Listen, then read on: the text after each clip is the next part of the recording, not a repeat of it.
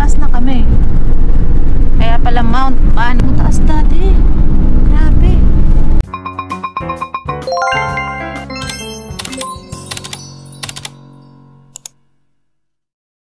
So ayan, hi guys, welcome back again sa ating YouTube channel. And for today's video, ayan, nandito na pala kami ngayon sa may Batangas City and pupunta kami sa Mount Banoy.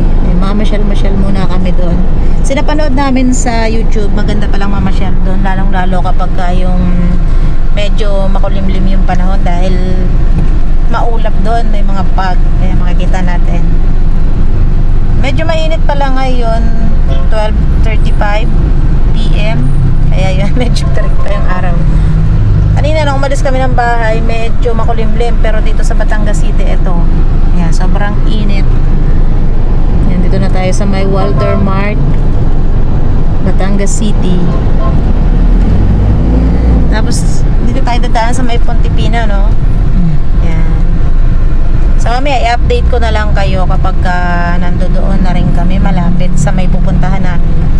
Medyo traffic dito sa may Batangas City. So ayun, nakapasok na tayo dito papuntang way ng Palubo. Pero Batangas City pa rin ito. Yan, medyo dumilim na yung langit. Baka abutin na tayo ng ulan. Huwag naman sana dahil hindi pa tayo nakakarating doon sa ating pupuntahan. Yan o, kumulimlim na. Hindi na lang, maganda na yung daan dito. Dati noon medyo bako-bako, ngayon inayos na. Mga isang oras na siguro ang biyahe namin papunta doon. Kasi medyo paakyat pa yung lugar na pupuntahan namin. Yan.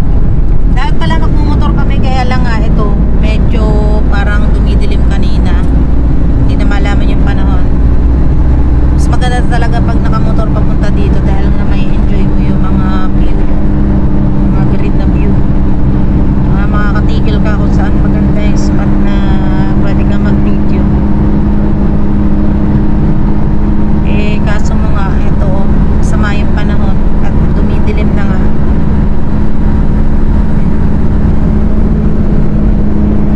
Ito ng kalsada, talagang walang mga bako-bako. Makakunti yung mga sasakyan. Hira kami makapunta dito, parang once a year lang. Nade, noong nakaraan pala, nag-rides kami naman. Papunta kaming Lubo, dun sa may Monte Maria. Kaya lang noon hindi pa gawa yung yung Monte Maria, no.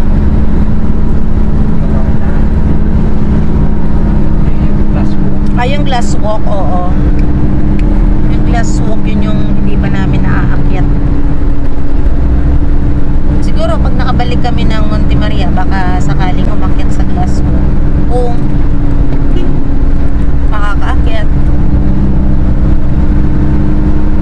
Hindi na kasi kami nakaka-rides ng malayo-layo ngayon dahil may mga ginagawa din, nabibisi din minsan. Hindi kaya nagpapahinga lang, gawa ng diba panay naman yung ulan. Tapos ganito, pagka halimbawa kami namamasyal, syempre pagkatapos mamasyal namin, naghahanap na lang kami ng mga kainan namin na yung medyo mura lang, ganun. Mas masarap kasi kumain pag yung may sabaw yung kakainan. Hindi kaya minsan lomi, yan, ganyan, pag nagra-rides ka, mga ganun lang yung aming kinakain. Nakakatuwa lang dito magbiyahe, gawa na walang talaga dito, walang traffic. Yan, makikita nyo naman malinis yung daan. At ito, papuntang saan to? Tandaan na to? Ilihan yata. Papuntang Ilihan. Yan o, bagong kalsada lang to. Ay oo, dumaan na tayo dyan noon, nung magsuswimming tayo. Yan, dyan kami noon yata dumaan. Nag-swimming kami sa Lubo. Maganda rito sa Lubo eh. Marami dito magagandang mga dagat. Kaya lang medyo malayo talaga. Napakalinaw ba ng tubig ng mga dito? Dagat. Ano yung kainan doon? Alin dyan? Ito yung kinainan natin. Oo, masarap yung pagkain dyan. Dyan kami kumain dahil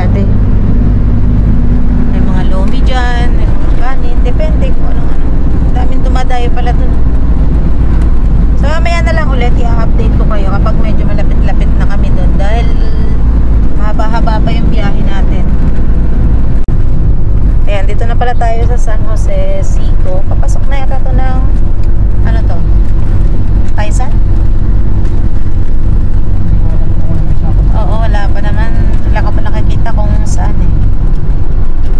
Papasok dito sa pagkalagpas ng Arco and then papasok tayo. Ayan o, to Mount Banoy. Ayan pala.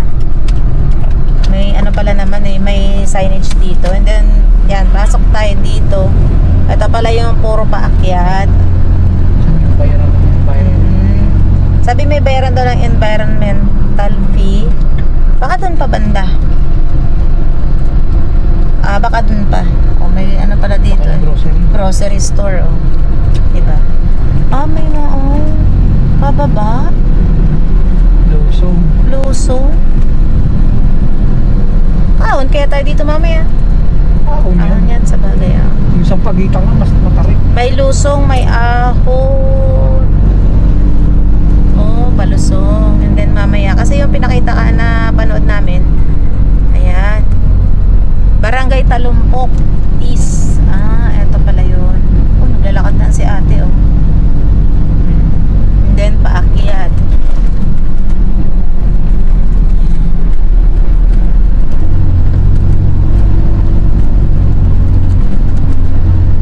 Talumpok is ahon. Wild ahon pa lang to, hindi ko lang alam mamaya kung may mga talagang ahon na matindi dito. Ito din na tayo, ito ng mga ano eh, mga motorista. Welcome Mount Banoy private property. Private pala yun. And then parang ginawa nilang ano, spot, tourist spot din sa mga riders and mga ano, hilig mamasyal. Tadhana Heights. Meron pala dito. Ganda rito ng paligid, green na green. Ayan uy, daming rambutan. Yung sa taas. Nakakatuwa talaga dito sa may palubo na to. Or hindi ko lang alam kung itong ano na to, sakop pa to ng Batangas City. Kasi malaki ang Batangas City, malawak talaga. Ayan, may mga riders dito. Stop barangay checkpoint.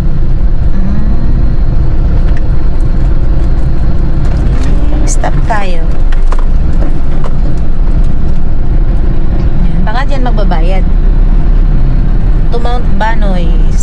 Ayan pala daddy oh. May stop. Ayan. Ano pa? Magbabayad ka. Ayan. Good afternoon po. Banoy po. Apo. So yun, nagbayad muna kami ng environmental fee. Parang 20 pesos per head. Nag-registered na rin doon para syempre malaman nila yung mga dumadalaw dito sa private property ng Mount Banoy. Maganda pala dito kasi ano, para siyang ano, yung pabukid. Tapos ito ahon. Kaya nga ito no, maraming nagmumotor papunta dito, mga riders.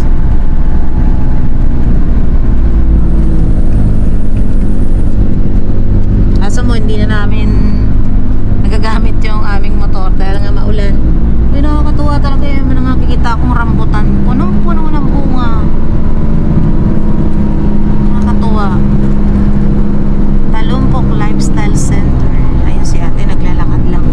Siguro dito ano, more on naglalakad yung mga tao dahil medyo sasakyan ano, parang mga walang nabiyahe na pampasahero or di kaya bihira. Yan, puro ahon pala oh.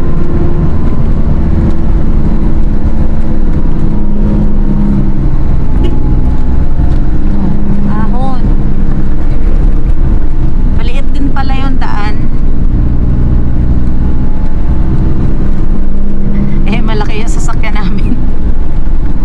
Kaya pag may masalubong medyo ano, ayun oh. Oo. Kaya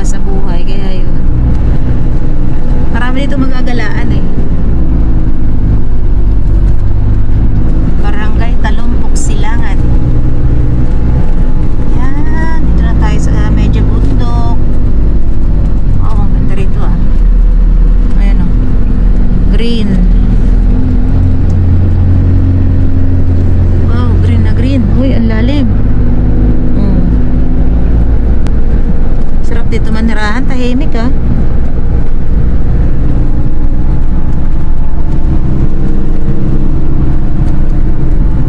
Yun.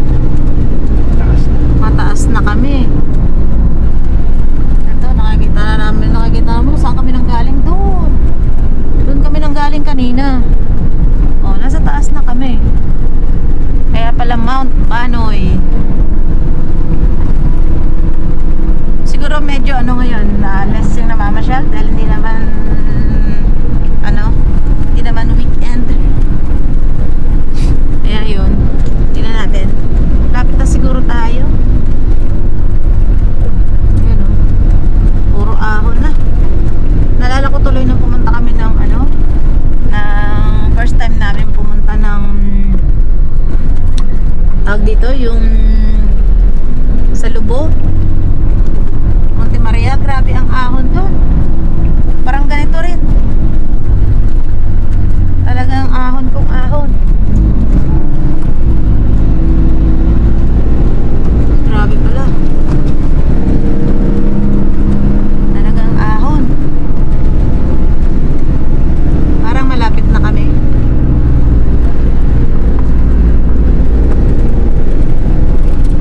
Parang pa Monte Maria din. Yung sobrang tarik din.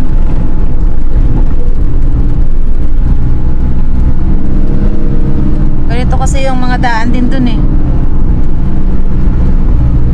Taas. Oo, mataas talaga ha.